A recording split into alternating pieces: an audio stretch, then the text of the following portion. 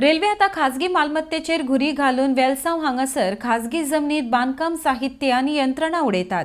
आता नागरिकांनी रेल्वेच्या दबावा मुखार भागोवचे कित्याक असो प्रश्न गोयचो एकवट संघटनेचो संस्थापक वांगडी ऑरवेल दौरादो हांणी प्रश्न केला. RDXGOA खातीर वेलसावच्यान प्रसाद नायक. As can be seen, we are here in the most peaceful village of Velsao, and as can be seen, RVNL is here encroaching on private properties which are age-old, kept by our ancestors. Today they are making encroachment, dumping their material, construction material. Their construction machinery is sort of invading our areas.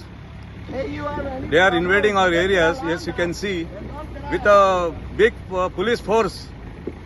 I mean, what is this? Is this the way that we have to bow down to the pressures of the RVNL? Is this the way that we are subject to, the civilians? Why are we, the peaceful citizens of Velsao, subjected to such treatment? What wrong have we done? And this is, by the way, this is private property. The landlords are here agitating. No land acquisition has been done in this area.